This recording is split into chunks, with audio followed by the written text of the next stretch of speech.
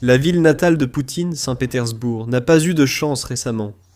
Début juin, l'Ukraine a déclenché une tempête de drones qui a humilié le dirigeant russe à la veille de la plus grande conférence économique de la Russie. Environ une semaine plus tard, la suite est arrivée. Et c'était énorme. Les habitants de Saint-Pétersbourg ont cru à une explosion nucléaire quand l'Ukraine a créé une boule de feu visible depuis l'espace. L'Ukraine a réuni les ingrédients parfaits. Ajoutez une part de drone à 5000 tonnes de munitions, et vous obtenez une gigantesque série d'explosions en chaîne, qui a marqué Saint-Pétersbourg à jamais. Le 5 juin, l'Ukraine a envoyé une horde de drones en Russie. Saint-Pétersbourg était la cible. Plus précisément, les drones ukrainiens suivaient une trajectoire qui les menait au cœur du 15e arsenal de la marine russe. Ces drones ont volé sans être inquiétés, les défenses aériennes russes ayant totalement échoué à les abattre. Finalement, après avoir parcouru 1000 km, les drones ont atteint leur cible, Bolchaïa Ijora, dans la région de Leningrad. Puis les drones ont frappé. Ils ont détruit l'un des principaux dépôts de munitions de la flotte russe de la Baltique. Bien que l'Ukraine ait depuis confirmé la frappe, c'est la chaîne Telegram russe Dozia Shpiona qui a été parmi les premières à annoncer la nouvelle et à révéler à quel point l'attaque ukrainienne était puissante. Lors de l'attaque, environ 40 drones d'attaque ont été utilisés, dont 32 ont été abattus par les systèmes de défense aérienne. La frappe a visé des installations de stockage au sol dans des hangars, ce qui a entraîné la détonation de leur contenu selon la chaîne. Vladimir Poutine ne sera pas content de ce rapport.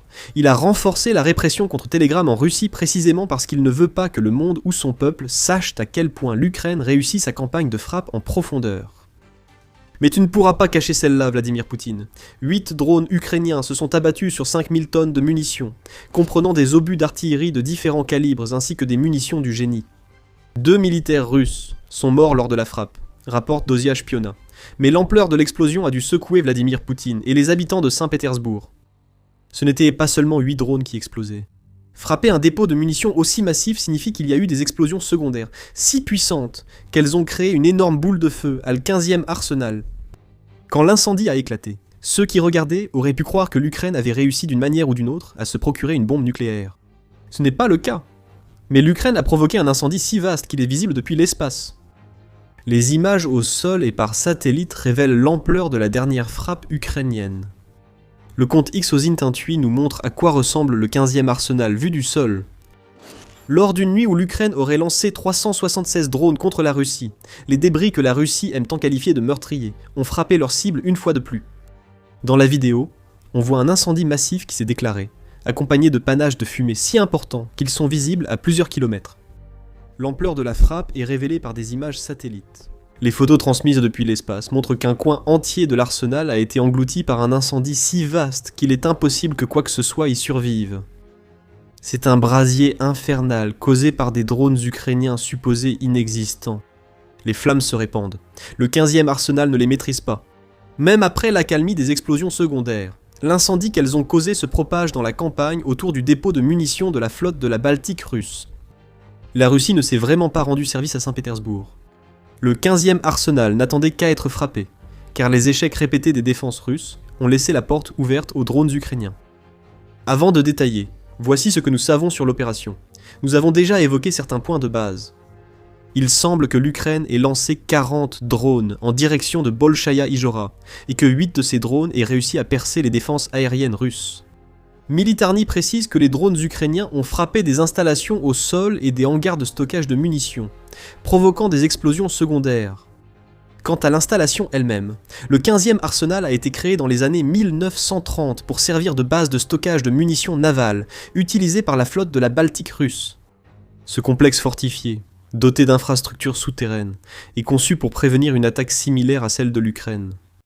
L'arsenal appartient aussi au district militaire occidental, fréquemment utilisé par la Russie pour ses navires de la Baltique, ses bâtiments de soutien et ses sous-marins. Ce n'était pas une cible au hasard. L'Ukraine a frappé Bolchaïa Ijora pour paralyser la présence russe en Baltique. Alors que la fumée montait, l'ampleur de l'attaque ukrainienne est apparue. Dans son rapport du 6 juin, la BBC indique que le gouverneur de l'oblast de Leningrad, Alexandre Drozdenko, a affirmé que plus de 140 drones ukrainiens ont été abattus au-dessus de Leningrad.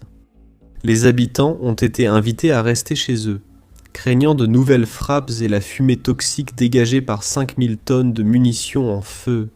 Alexandre Drozdenko a seulement indiqué que l'attaque ukrainienne a causé de légers dégâts à des bâtiments et un incendie dans une installation militaire non précisée.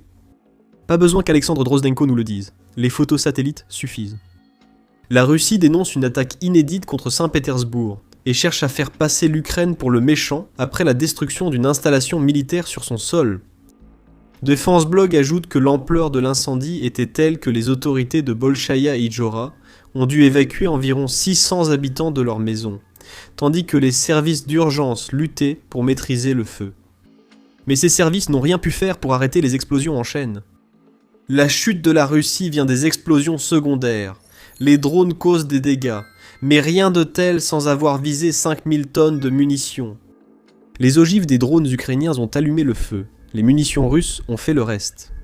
Les détonations secondaires ont provoqué des incendies, projeté des fragments de métal et généré une surpression qui a entraîné encore plus d'explosions. L'incendie était impossible à maîtriser tant que les explosions secondaires continuaient.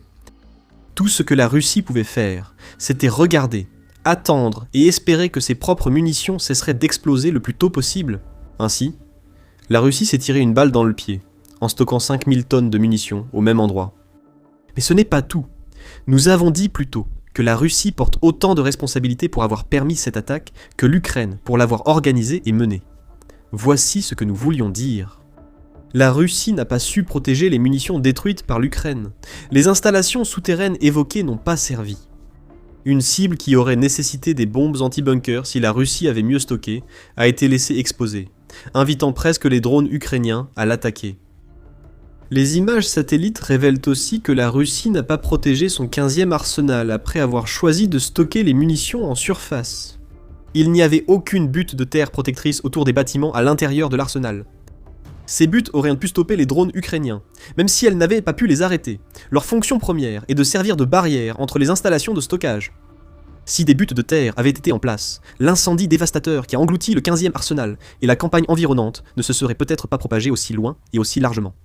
L'incompétence russe chez elle, n'y songez même pas. Ce que nous voyons ici, c'est la Russie qui agit sur des suppositions plutôt qu'en fonction de la réalité. En 2022, quand Poutine a lancé son invasion, ces mesures de protection de base n'auraient pas été nécessaires. La base frappée par l'Ukraine était située à 1000 km. L'Ukraine n'avait aucune arme pouvant atteindre cette distance. Mais bien des choses ont changé au cours de plus de 4 ans de guerre. Les drones longue portée ukrainiens vont plus loin et frappant plus en profondeur que jamais. Pourtant, la Russie croyait toujours que sa base datant de l'époque soviétique, sans protection élémentaire, était sûre. La distance seule rendrait l'attaque de l'arsenal numéro 15 impossible pour l'Ukraine. La distance ne suffisait pas, l'Ukraine vient de le prouver. Comme souvent, l'Ukraine n'a pas ciblé qu'une seule installation en Russie lors de son raid nocturne. L'arsenal numéro 15 fait peut-être la une, mais de nombreuses autres cibles sont également parties en flammes le 6 juin. Le dépôt pétrolier de Petrogovskaya, à Lomonosov dans la région de Leningrad, en faisait partie, rapporte RBC Ukraine. Une explosion et un incendie ont été enregistrés sur le site alors que l'arsenal numéro 15 brûlait. L'Ukraine a également porté des frappes directes contre le terminal pétrolier de Nester, qui se trouve dans la même ville, et elle a détruit des centres de drones russes à Zaporijia et à Donetsk, un entrepôt logistique à Louhansk, ainsi qu'un poste de commandement et d'observation utilisé par les troupes russes à Belgorod. C'était un choc et une démonstration de force de la part de l'Ukraine, et il y a une certaine forme de justice poétique dans ce que l'Ukraine vient d'infliger à la Russie. L'Ukraine ne frappe pas Saint-Pétersbourg au hasard, mais avec un objectif précis. Le 3 juin, l'Ukraine a lancé une vague de drones sur la ville natale de Poutine, juste avant le Forum économique international de Saint-Pétersbourg. Surnommé le Davos russe, cet événement permet à Poutine d'accueillir des délégués et chefs d'entreprise, créant ainsi l'illusion d'une Russie non plongée dans le chaos économique. L'Ukraine a saisi l'occasion en frappant par drone lors de l'ouverture du Davos russe, plongeant Saint-Pétersbourg sous un ciel sombre et mettant hors service des sites énergétiques et militaires, imposant un sujet unique, l'action des drones ukrainiens. Le 6 juin, l'Ukraine a terminé la conférence économique de Poutine par une nouvelle série de frappes, provoquant un incendie visible depuis l'espace. Poutine a profité de ce temps pour déclarer qu'il était inutile de négocier la paix avec l'Ukraine. Le dirigeant russe a choisi la guerre. L'Ukraine a répliqué en lançant un œuf explosif au visage de Poutine. Aussi important que soit l'humiliation de Poutine sur la scène internationale qu'il avait créée en Russie, Le 6 juin ne se résumait pas à secouer Saint-Pétersbourg et Léningrad par des frappes. Cette attaque de drones montre que l'Ukraine ouvre un nouveau front contre la Russie. Poutine n'aurait jamais imaginé ce front, qui va tout changer dans cette guerre. Avant d'expliquer pourquoi, rappelons que vous regardez l'émission militaire. Abonnez-vous pour ne rien manquer de nos prochaines vidéos. La frappe ukrainienne du 6 juin visait la région baltique, pas seulement Saint-Pétersbourg. L'Ukraine a ainsi ouvert un nouveau front. Nous en avons parlé plus tôt quand nous avons révélé que le 15e arsenal servait la flotte baltique russe. Defense Blog montre la profondeur de ce soutien, soulignant que l'arsenal comprend plus que des obus d'artillerie. La Russie utilise aussi cette installation pour stocker, réparer, entretenir et éliminer des systèmes de missiles et des torpilles de la flotte baltique. Ce que nous voyons ici n'est pas une frappe isolée, mais une campagne ukrainienne visant à paralyser la présence russe en Baltique. Repensez aux frappes du 3 juin évoquées précédemment. L'un des objectifs que l'Ukraine a frappé ce jour-là était la base navale de Kronstadt, et elle a touché directement une corvette du projet 20 380, nommée Boïki, qui fait partie de la flotte russe de la Baltique. 3 jours plus tard, l'Ukraine a frappé un dépôt de munitions fournissant la flotte. L'humiliation est un effet secondaire agréable. Ce que l'Ukraine fait vraiment ici, c'est lancer une campagne destinée à rendre la Russie inoffensive dans la région de la Baltique. Un nouveau front s'est ouvert à des centaines de kilomètres de l'Ukraine, dans une région que Poutine ne pensait pas devoir défendre. Les répercussions de tout cela sont énormes. Les drones ukrainiens ont envoyé un message explosif au Kremlin. Plus rien de russe n'est en sécurité dans les pays baltes désormais. Il n'y a plus de port sûr.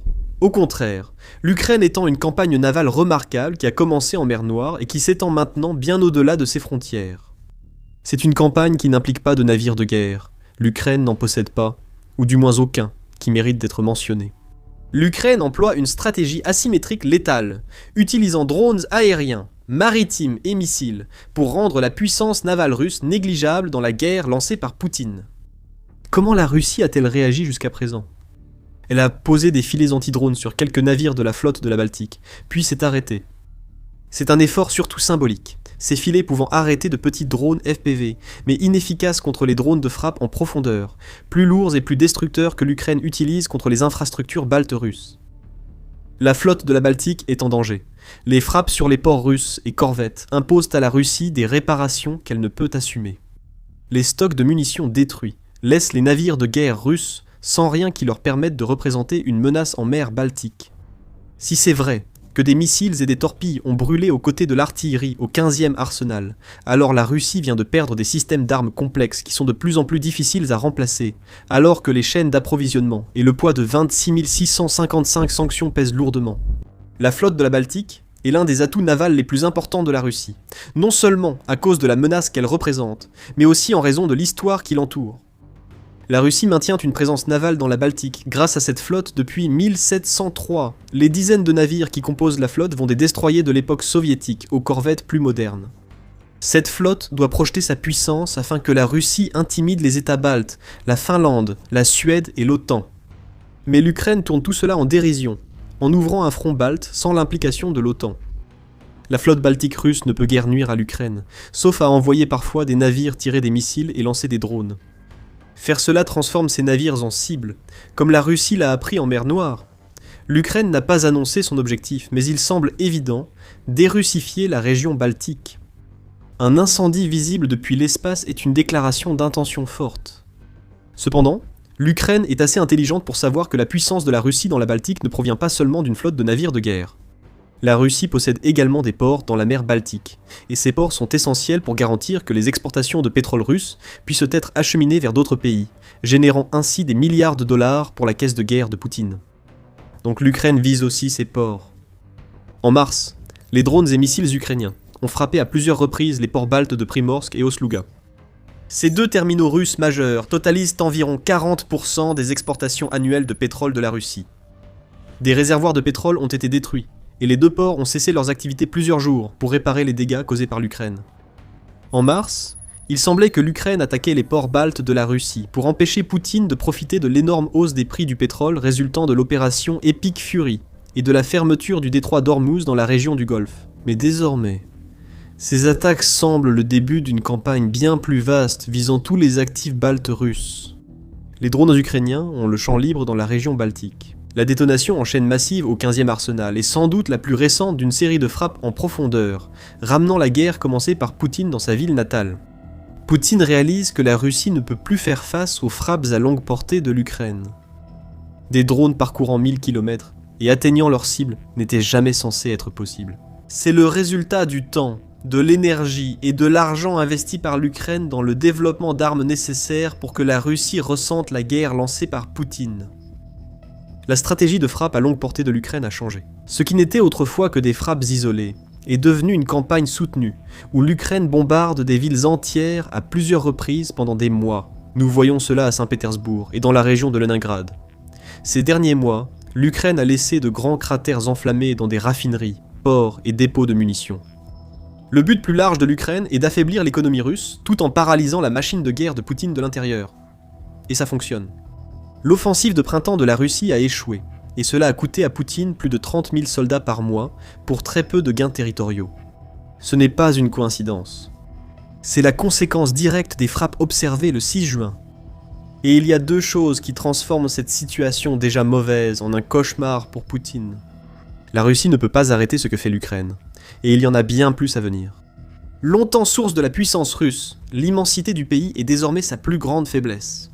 Une masse terrestre immense qui a arrêté tant d'armées au sol ne peut rien faire pour empêcher les drones et missiles ukrainiens d'atteindre leurs cibles. La Russie constate que ses défenses aériennes, de plus en plus sollicitées, ne parviennent pas à stopper l'Ukraine. Encore une fois, nous l'avons vu le 6 juin 8 des 40 drones ont largement suffi à détruire le 15e arsenal de la Russie. Même si les défenses aériennes russes touchent des cibles, cela ne suffit pas à stopper les essaims de drones pénétrant sur leur territoire. La précision a remplacé l'invasion terrestre. La Russie n'a pas de réponse. Pour la suite, un indice nous vient du président ukrainien Volodymyr Zelensky. Mi-mai, Zelensky a annoncé avoir validé un plan global pour les frappes en profondeur de l'Ukraine contre la Russie en juin. Rien n'est laissé au hasard, tout est réfléchi et préparé à un degré insensé. C'est pourquoi les frappes ukrainiennes réussissent, et pourquoi Poutine sera terrifié chaque nuit, alors qu'il se terre dans son bunker. L'Ukraine a détruit plusieurs atouts navals essentiels de Saint-Pétersbourg en moins d'une semaine. Un mois d'attaque à longue portée est prévu, et la Russie ne peut que deviner la prochaine cible de l'Ukraine. La posture balte de la Russie est menacée, et pour Poutine, la situation s'aggrave car il n'a pas seulement l'Ukraine à craindre. L'OTAN augmente sa présence en Baltique pour contrer la Russie. La frontière orientale devient une zone de mort fortifiée pour toute force terrestre russe, et ce n'est qu'un début. De nouvelles structures de commandement sont créées alors que l'OTAN accorde plus que jamais de l'importance à son flanc Est. Regardez notre vidéo pour en savoir plus. Si elle vous a plu, abonnez-vous pour ne rien manquer de The Military Show. Merci de votre fidélité.